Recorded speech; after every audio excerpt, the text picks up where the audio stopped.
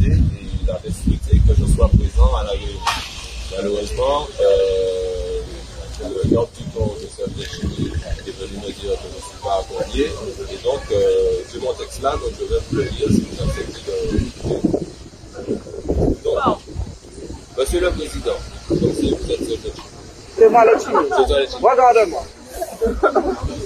Mesdames, Messieurs les élus, Mesdames, Messieurs, bonjour, je suis David Sévestien, membre du collectif Martinique Libre, et je vous remercie de nous laisser la parole aujourd'hui. Monsieur le Président, dans votre courrier adressé hier au préfet et rendu public par les médias, vous faites des propositions qui semblent aller dans le sens de ce que pense une très large majorité des Martiniquais qui se bat depuis le début de cette crise. La résilience et l'adaptabilité, avec notamment le principe des jauges et tous les bons gestes, la confiance, basée sur la transparence et le respect des règles, notre savoir-faire, notamment en ce qui concerne notre pharmacopée locale. Nous saluons donc cette démarche. Cependant, nos restaurateurs, commerçants, professionnels de l'événementiel et du tourisme le martèlent depuis plus d'1 an et demi maintenant, et vous pouvez imaginer la frustration ressentie après tout ce temps.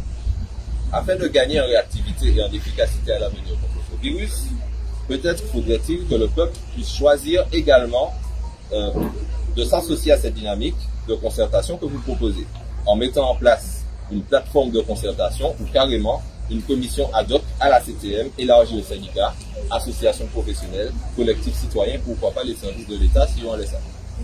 En effet, s'il est nécessaire et logique de consulter l'ensemble des élus locaux, il paraît également indispensable, en ces temps où la démocratie nous semble menacée, de remettre l'opinion publique et les initiatives individuelles au cœur de cette gestion de crise. Peut-être qu'on gagnerait même à s'inscrire dans une logique de partage d'idées, voire de coopération avec les autres territoires dits ultramarins, ne serait-ce que la Guadeloupe et la Guyane, sur cette gestion de crise et notamment sur la question de la recherche.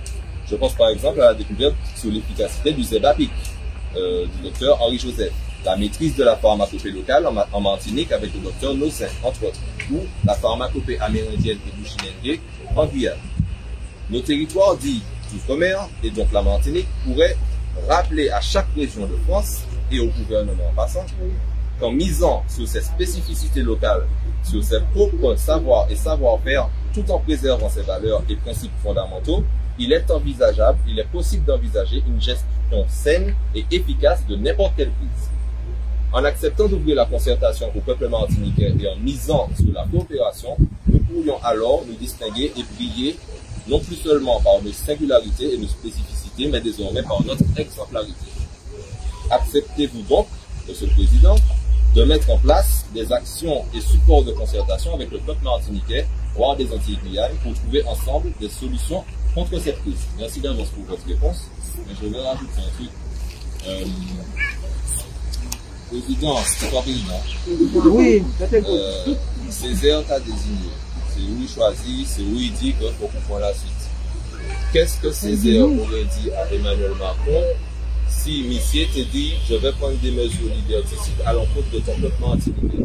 Jusqu'à présent, je n'ai pas encore trouvé de réponse qu'on puisse dire publiquement.